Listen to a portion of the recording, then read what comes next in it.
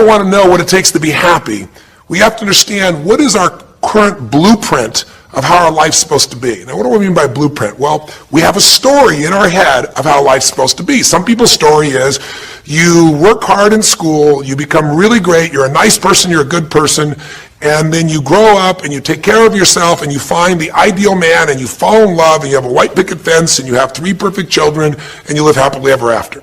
Somebody else's story, the old story was you work really hard in school, you excel in college, you go to work for a big corporation, and you move up through the ranks until you're the president or chairman of the company, and you become successful and respected throughout life. These are some old stories. Obviously, the stories that we hear today of what people's lives are supposed to be like are completely diverse. We no longer have these little archetypes, but one archetype still seems to remain. And that archetype is, in order for you to really feel like you're enough, many people believe they have to achieve an enormous amount. They may do it in different ways today. They may do it by building a company and taking it public when they're 27 or 25 years old, or they find and create a new technology, or they become a very special doctor. But we live in a culture in the West that teaches people that you're not enough unless you do something really special and unique, and we define special and unique in interesting ways. A school teacher is not special and unique. A mother who stays home with her children day and night, sculpting their minds, their bodies, their souls, and their future is not special. We live in a world today where we treat teachers like they're nobody and pay them accordingly, and we wonder why our children seem to have challenges in learning and growing or being engaged in school. When we spend thousands of dollars on some item like a computer, but what we look at overall, we invest in for the teacher and for that person who's the personal connection with them is so small. We live in a society where many women look down and say, well, you're just a housewife, you're just a mother. See, some of the pain we have in our society is not because there's one right or one wrong approach, but because we try to make everybody fit into some particular approach to life. Here's what's going to make you happy or make you unhappy in life. It's real simple. Let's do a quick test. If you're in a situation right now where you look at your life, I know there's an area of your life that you probably feel pretty darn good about. Even if you're not happy with your finances, I bet you feel damn good close to your kids. Or if you're not close to your kids, maybe you don't have any kids, maybe you feel really good about your career. If you're doing not so good in your career, maybe you got a really great body that you've trimmed down or strengthened up, or you really shaped yourself the way you want, muscularly, or in the way you look. Or if that's not happening, maybe you feel a really special connection with God, or really close to your mother or father or your family, whatever. Almost everybody has an area of their life they feel really good about if they're honest, and if they're fair to themselves. What's an area of your life you really feel happy about? I want you to think about it for a moment, truthfully. What's an area in your life today that if you wanted to be happy about it, you really could feel proud about it? You could feel like it's an area you're doing darn well in. And if you're really hard on yourself, there's still an area. What's an area? I want you to think of it right now. And I want you to think of that area, whether it's your body or your finances or your career or your intimate relationship or your relationship with your kids or your relationship with your creator, whatever it is. I want you to think about, why are you happy with that area of your life right now today? Why are you happy with that area of your life right now today? Really think about it. If you were in a seminar with me, I'd have you write this down. And if you can put me on hold here for a second, because I'd like to reveal to you what the formula is for happiness. And if I say there's a formula for happiness and here's what it is, you're going to go, yeah, sure, that's what he says. But if you put down the answer and we can see the formula is real without me telling you what it is, you get to look at your own life and say it matches. You're going to know this is right. So you could stop this right now if you want, put me on hold, and just write down what's an area of your life you're really, really happy about, you're really pleased with, or you could be if you wanted to focus on it. And why are you happy with that part of your life right now? Even if you're not happy with everything, what's the area you're happy with and why? Put me on hold right now, or if you're not going to do that, just think for a moment. Why? Specifically, be real. Why? Now, when I ask this, if you turn me back on now, if I ask this of an audience, I'll have people write this down for a few minutes, and I'll call on people, and I'll say, share with the person next to you first. What are you happy about, and why are you happy in that area? And be specific. And after they share, I'll have people stand up, I'll call on a variety of people, and I say, ma'am, tell me, what are you happy about? And she'll say, well, honestly, I'm really happy with my body. She goes, I never thought I'd say that, but I used to be so unhappy with it, and I did some things, I pushed myself through, and now I exercise regularly, and I'm not perfect, but I feel fit, I feel strong, I feel energetic, and that's really, it just feels good to me. Now, I say to everybody, I'm now going to show you what the formula for happiness is. And it's real simple. I want to reveal it to you so you don't ever forget it. Whenever you're happy with an area of your life, it's because right now, your current life experience, I call it your LC, your life conditions, the conditions of your life conditions in that area match or are equal to your blueprint, your story, your belief about how life should be in that area. So this woman says to me, I'm really happy with my body because it's not perfect. Her blueprint is I don't need to be perfect, but it's so much better than it was. I'm fit and I'm strong and I have this energy. Her mental blueprint says I should be fit, strong, and have energy. I don't need to be perfect, but I should be that way. Well, when my life, my body matches how I think it should be, I feel good about my life. I'll ask somebody else. I'll say, tell me an area you're happy with. Someone else will say, well, I'm really happy with my career. And why? Well, I'm doing better than I even thought I would be. I mean, I'm ahead of the schedule of where I hoped I'd be at this stage. I'm working at this level in this company, and I have these skills and this ability, and it's even better than I thought. Well, once again, listen, this person's happy with this area of their life because their current life conditions in the area called their career are even better than they expected they would be, better than their blueprint, better than their belief of how it should be. If it's really better, you tend to be over the moon. One woman would say, I gotta tell you, I said, I'm the happiest I've ever been in my whole life. How come? She goes, because I have this man in my life and I'm in love with him and he loves me and I can be myself with him. And we have this incredible intimacy and this passion and we want to be with each other all the time and I never get bored with him. Well, what's her blueprint? You want to be with somebody that you can have total intimacy with, somebody who you love and loves you. Those are part of her rules, her beliefs of how it should be. She said, it needs to be, I never want to be with anybody else. I want to be with them every moment. Her blueprint about how life should be and the way she lives, her relationship's even better than she hoped. When it's better than you hope, you're going to be totally excited. So think about this then. What's an area you're not happy with? Let's see if we can find the formula for unhappiness. If the formula for happiness is to be able to meet your expectations or exceed them, that really makes you excited. But to be happy, you got to at least meet it. It doesn't have to be perfect. But if you generally are meeting what you expect you want from your life in that area, you feel good. Life conditions match blueprint, feel good. So what makes you feel bad? What creates pain, stress, frustration? Real easy way to figure it out. Answer this question. What's an area of your life you're not happy with? I mean, be honest with yourself. And even if your life is great in all kinds of ways, I'm sure there's an area you'd like to improve. Anybody who's honest, if they're doing great in their career, very often they don't take care of their body so much. If they're really focused on their body, very often they find themselves in a position where they're not spending enough time with their kids.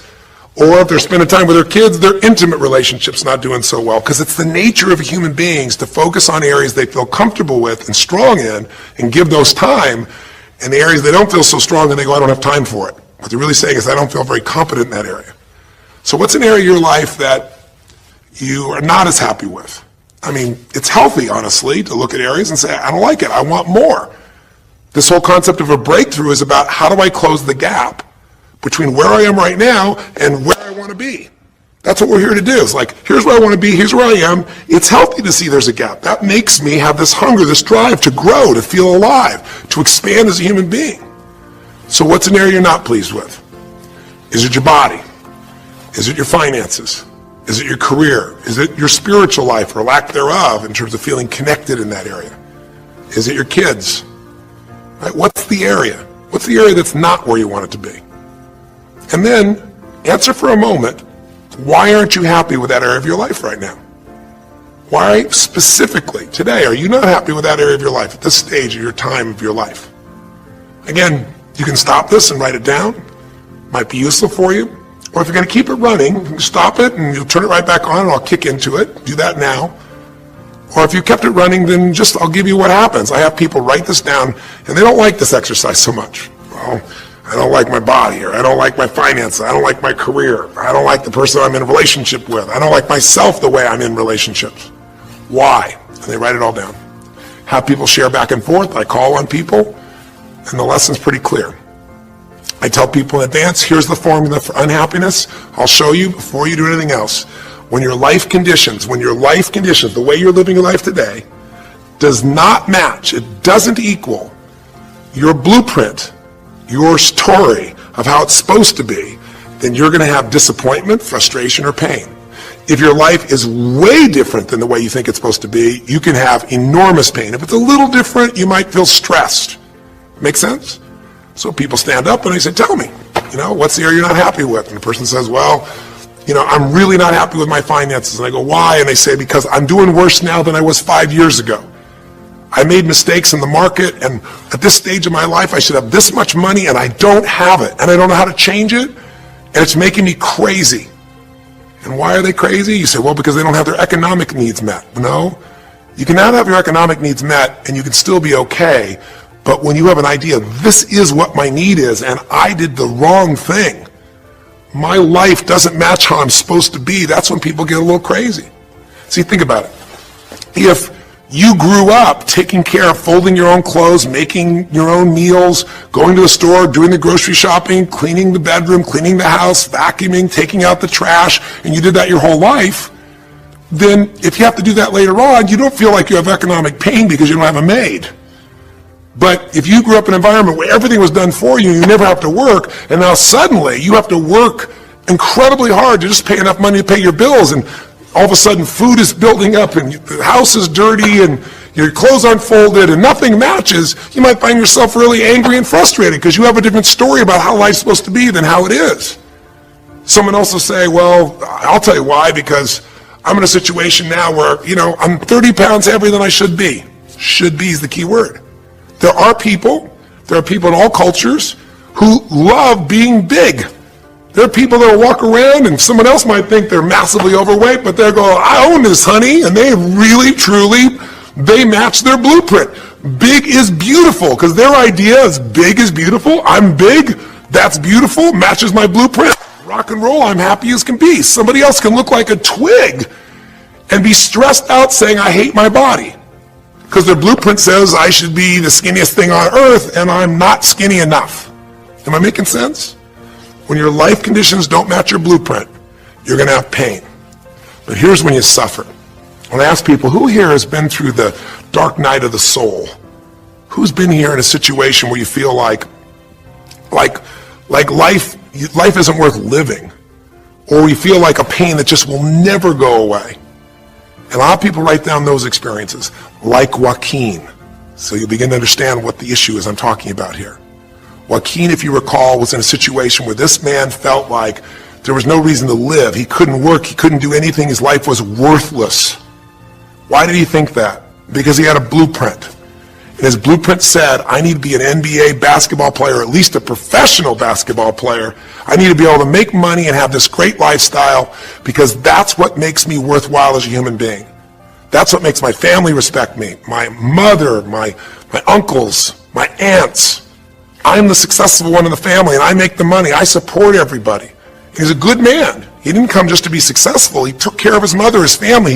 He tried to be an inspiration for people. Joaquin Hawkins is a man who was always going out on his free time and training kids and showing them the pathway to freedom, how they could play basketball and get free like he did and get out of the inner city.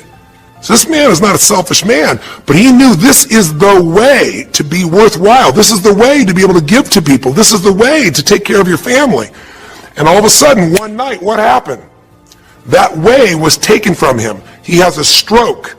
And in the middle of the night, his life conditions make it impossible to be who he has to be, or he feels like he's worthless. You get it?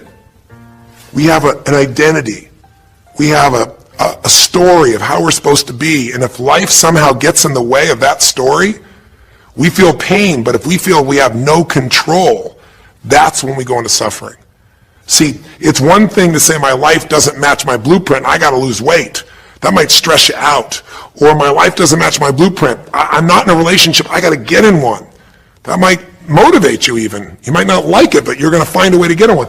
Or my career doesn't match how I should be, you could change it. But when you start believing that your life doesn't match your blueprint, and you have no control to change it, you're helpless, that's when people suffer. And so this week, for your breakthrough, it's a chance for you to start to take a look at your blueprint anywhere you're really having pain. Hey, look, if you're doing great in some area of your life, celebrate it, of course, and I'm sure there are many areas you are. But life is really a series of growth spurts. I mean, Two things in life make you feel alive: growing and giving. And what's really wonderful about this man, Joaquin, is he was constantly growing, trying to get better, trying to be a better teammate, a better basketball player. Think about it. When he didn't make the teams and he didn't make the NBA, he didn't give up. He worked even harder. The guy was always striving to become something. And he became it, and he achieved it, and then life took it from him. Isn't that the common denominator with so many of the people in the stories of this 6-part series that you saw, these 6 specials? I mean, Frank and Kristen had a blueprint of what life was supposed to be about. We're supposed to get married and have children, and we're going to have our own business. And all of a sudden, life doesn't match the blueprint. And suddenly, there's depression. Because in their case, they said there's nothing we could do. But they were wrong. They were wrong because they discovered, and Frank discovered, I can make a difference in my wife. The chair, even though I didn't create this and didn't ask for it, this chair does not define me. I can become more than I was before. I can have the impact with my wife. I can have children. We had to change his blueprint because we couldn't change all the conditions of his life. Does that make sense? I couldn't get him to physically walk again. Maybe someday he will, but we can't count on that. What we got to count on is that he can be fulfilled by seeing he isn't helpless. And I did that through a series of experiences that violated what he thought he couldn't do. The same thing was true with almost every one of the people we worked with at some level. And in Joaquin's example, it was also true. Joaquin said, well, I can't ever have this quality of life again because I'm not a professional basketball player. And he was locked into that mindset, and all of us get locked at times. But to his credit, to a system of steps, we were able to break him out of that. We were get him to see that he isn't helpless. Because here's your choice. Watch this now. If you're suffering, if you're in pain, your life doesn't match how you think it should be, and you think you're helpless to change it, now you have only 3 choices. Choice 1, blame something. And that's what Joaquin did, if you recall. He blamed his coach. He blamed what happened to him. And of course, these things were outside his control. But he blamed his coach. And a big part of the healing, if you watch this session, was bringing his coach in and getting him to see, hey, you know what, all that anger, all that resentment inside of you, Joaquin, A, it's not based on the truth, and B, like Nelson Mandela said, having resentment in your soul is like drinking poison and hoping that your enemy will die. It doesn't work that way. And when Joaquin was able to break out, his breakthrough was a change in perception, to realize this coach wasn't stopping me.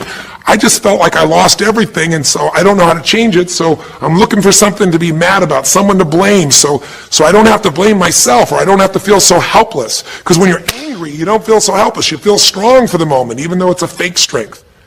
When he was able to make that breakthrough, he could stop blaming. Because these are your 3 choices. When life doesn't match how you think it should be, blame something. An event, someone else, or yourself. As we talked about earlier in this series, blame games just destroy you. There's no progress when you blame. For the moment, you feel okay, but nothing changes. What are your real choices? You only have 2 choices in life. If life doesn't match your blueprint, you either have to change your life. That is, you got to say, you know what, my body isn't there, I'm going to go work out. My relationship isn't there, I'm going to change it. I'm not making what I got to make, I'm going to retool, I'm going to get a new skill, I'm going to go back to school, I'm going to start a business, I'm going to do something. You have to do something to change your life. Or, in order for you to be happy, if you can't change your life, you're going to have to change your blueprint. Usually in life, it requires a little bit of each. Does that make sense? And if you change your life and change your blueprint, you can have an extraordinary life. And what you witnessed this man do was, once he let go of his anger and his denial, once he started to look at things, he began to find, by spending time with his family, that he was worthwhile being loved whether he played basketball or not. Of course, he'd love to play basketball, but professional basketball was no longer a part of it. And we got to get Joaquin to shift that. And Joaquin is a metaphor for all of us. Because all of us are going to have times in our life when what we want or think life should be like isn't going to match how life really is. Those moments, if we blame, our life goes into pain. If we change, we can change our life and match our blueprint. But we have to also know when it's not within our control. And that's how we're able to make a shift and change what our story is for our life, what our expectations are, not by lowering them, but by changing what that model really is. I hope this makes sense to you. I'll give you a great example. Years ago, I do a lot of work with business people, celebrities, people of all kinds of walks of life. And I was dealing with a group of people, and they knew a very, very powerful celebrity. And to give that person privacy, I won't tell you too many details, so you can't figure out exactly who it is, but it would be a person who was very successful as a woman, who was extremely attractive by cultural standards, a woman who's had a lot of dear friends, a lot of deep respect, so great skill, great ability, extremely talented, quite attractive, quite wealthy in financial terms, and lots of great friends. This would be, for most people's idea, the ultimate blueprint. If your life matches that description, you must have an incredible life. But ironically, this particular individual, as famous as they were, was depressed all the time. They had seemingly everything, and yet the person was depressed. How do you get depressed when you're smart, and you're strong, and you're beautiful, and you got great friends, and you're rich, and you're famous? Well, it's real simple. People said, I don't know what it is. Everyone's tried to help her. She's been through counseling. She's got all these different drugs. Nothing's working. She's taking antidepressants, and she's still depressed, which is not uncommon, by the way. Because if you change the way you feel physically, but you still see your life doesn't match how you think it should be at some level, and you feel like you're helpless to change it, you're going to be depressed. So I said, bring her to me. I said, I can help her. I know that sounds like hyperbole, but I absolutely can help her. Well, how do you know that, Tony? Because I already know what the problem is. I know if someone's depressed, it's because they feel helpless because their life doesn't match how they think it should be. I just don't know what her blueprint is, but we'll find out what it is, and we'll either help her change her life, or we'll help her change her blueprint, or both. Long story short, and very quickly, I'll tell you the core of it. She came to me and she spent maybe the first half an hour telling me, apologizing, saying, I know I should be happier. I know it's silly for me to be depressed. I don't know why I'm so depressed. I know I should be grateful for what I have, and I am grateful. And it was all these reasons why she knows she should feel good, but still didn't. And I tried to finally explain to her, listen, I don't care about that. I care about you. The fact that you're not happy has nothing to do with what you have or don't have. The fact that you're not happy is that your life doesn't match the way you think it should be. And you have some idea of how you think it should be. And worse, if you're this depressed after all this time, you feel like you can't do anything. You have no power to change it. You feel helpless. And she looked at me in a certain way, and I said, so what is that? What did you want your life to be like? She goes, well, it sounds stupid. I said, it's not going to sound stupid to me. She said, well, I don't know. I just always, since I was a little girl, dreamed that I would be married, and I would have 3 basically perfect children, and they would love me totally, and I loved my husband, he loved me, and I said, okay, so how's that working for you so far? And she said, well, I think you know, because she's a pretty famous person. She said, I'm divorced twice, I have no children, and I'm now X age. And to give you a clue, that age would be an age where having a child, your own natural child at least, barring a medical miracle, is not going to happen. So I said to her, well, why don't you just adopt? She goes, no, that's not it. And so what I had to dig under is, remember we talked in one of the earlier sessions about there's the surface problem and then there's the deeper desire or need. So I said to her, I said, well, what if you couldn't have the husband but you could have the kids? And she smiled and she said, I'd take that. I said, well, why not adopt a kid? She goes, no, it has to be my own blood children. So I kept digging to find out what was behind her blueprint. Because your blueprint is just a projection of what you think you need to be happy. But as human beings, we're notoriously ineffective at knowing it's going to make us happy. So much that we think we're going to make us happy, we get there and we go, is this all there is? So many things that we think are going to make us miserable and we can never deal with, we go through it and we can handle it. We're not good at projecting these things. There are all kinds of studies will show this. So I said to her, well, what are you hoping to get from these 3 children? Why do they have to be your blood children? And she finally said, well, if they're my blood children, I know they'll always love me. They'll never leave me. What was she looking for? Unconditional love. She had this big blueprint that said, White House, picket fence, 3 children, perfect husband, all these different things. But what was behind that was a need to feel like she could have love that would be certain and wouldn't go away. So I can help her meet that need. So I said to her, I said, well, maybe one reason you don't have a husband is because every time you look at one, you're trying to figure out if he's going to get you those 3 kids in time and how that's going to happen. And maybe he feels a little stressed when you're looking at him this way because he can feel what's going on behind your bed, even if he doesn't know what the words are. And she started to laugh. She goes, I guess I've probably been that way a good portion of my life. And she goes, people wonder, why I'm so uptight. I I said, you're uptight because you felt like you're running out of time trying to meet some picture. But I said, all you really want is love. I said, don't you have a lot of love in your life? Tell me about your friends. And gradually, I got her to start seeing this love that she was trying to get was already here. It didn't matter.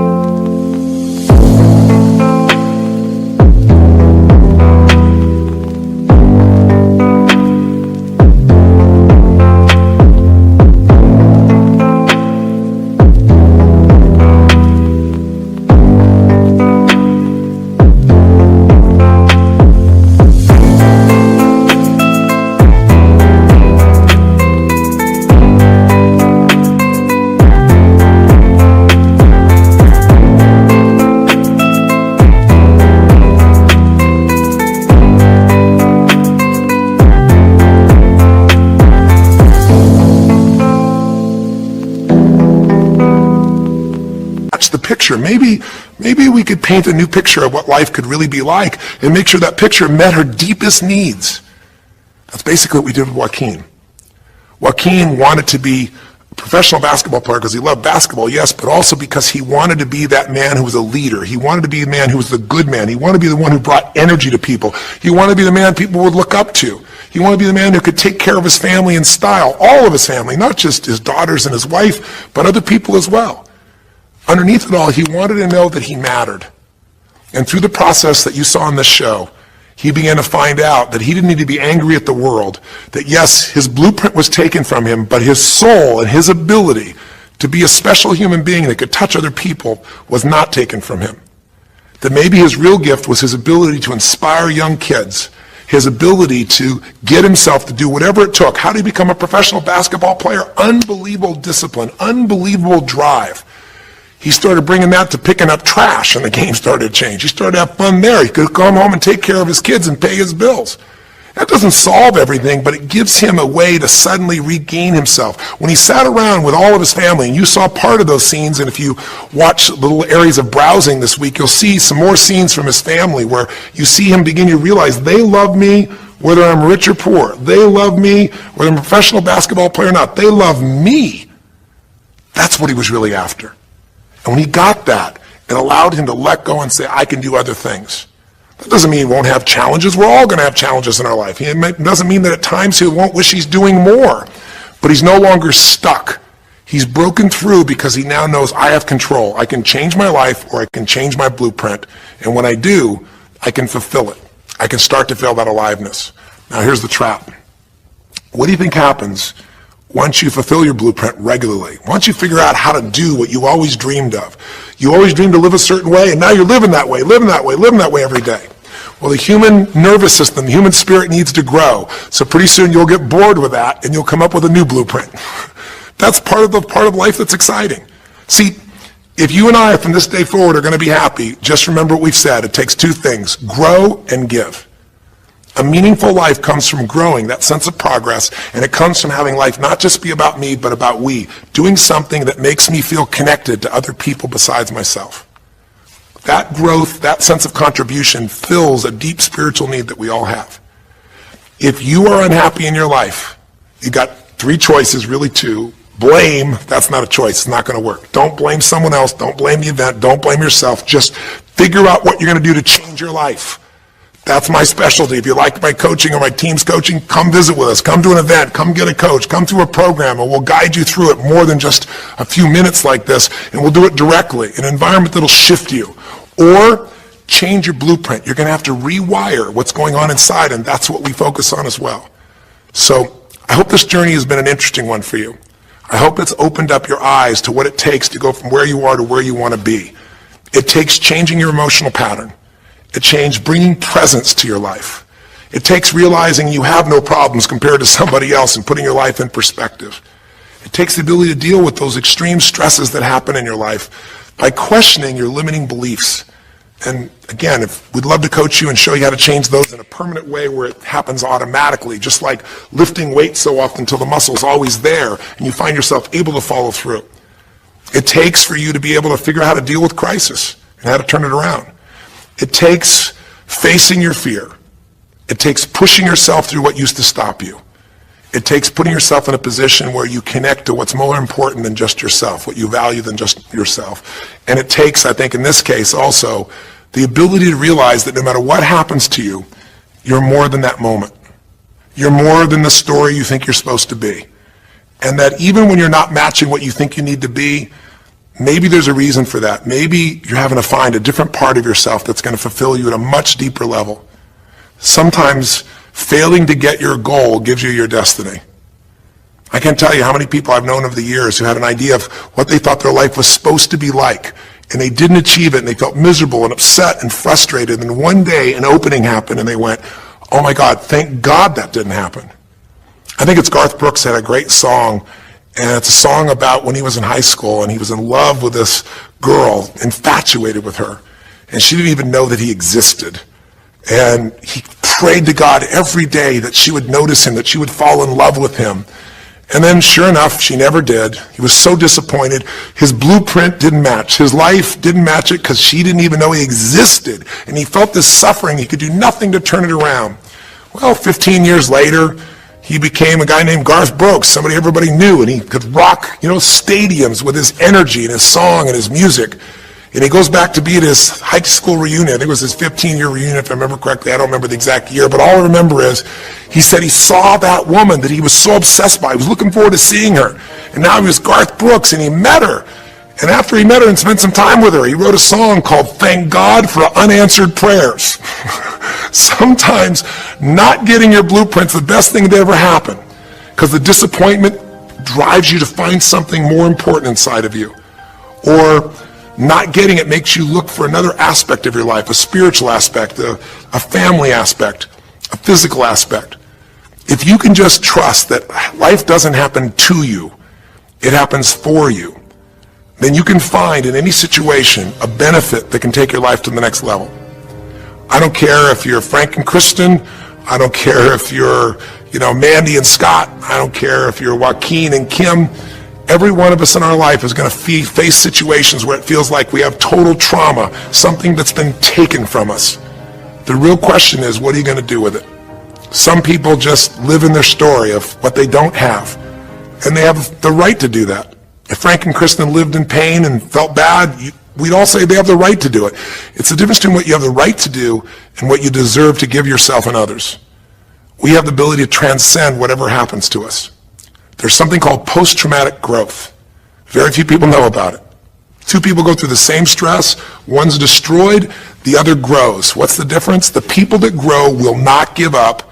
They don't have any excuses. They find the way to break through whatever it takes. And when they do, three things happen. Number one, they realize who they really are and what they're capable of. They realize they're so much stronger than they thought they were. And number two, they deepen all their relationships. You want to know who really cares about you, who you love and who loves you? Go through some tragedy. Go through some...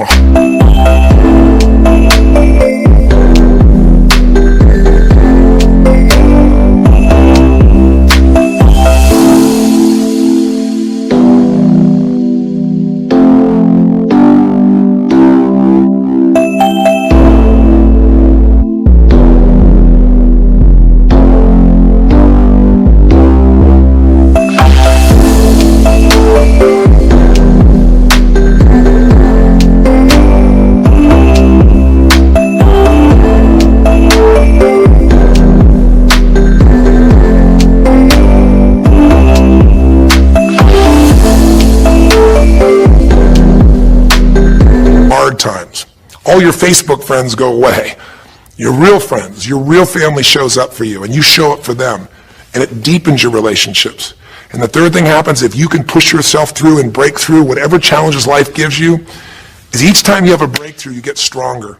And it almost like builds a psychological immunity in you, where suddenly, all of a sudden, it's like stuff happens, you know stuff's going to happen, and you're not scared of it anymore.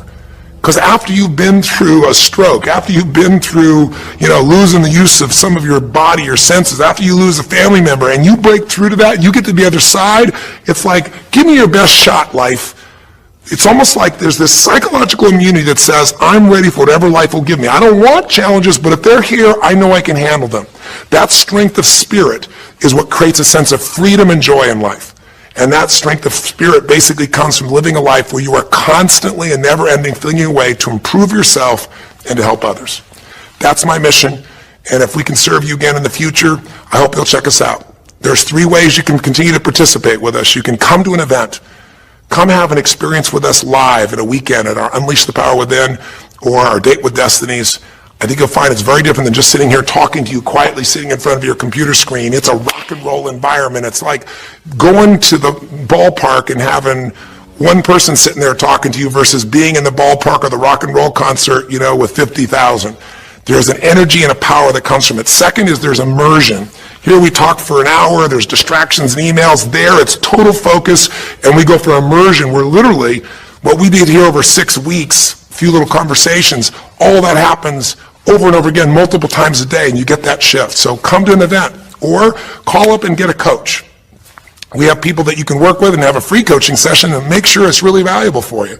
But these are people that can check in with you to help make sure you break through, you make the changes you want to make in your career or your finances or your body or your emotions or whatever area matters to you. And finally, lastly, and probably most importantly, every day you got to feed your mind. Because every day most of us are turning on, some form of news. It shows up in our pocket, in our Blackberries or iPods or our iPhones, I should say. It shows up, on your computer constantly. It chases us, and it rarely does a good idea interrupt you. Really what you have to do is pursue the ideas, pursue the experiences that are going to change your life. And we have a way to do it called net time, no extra time.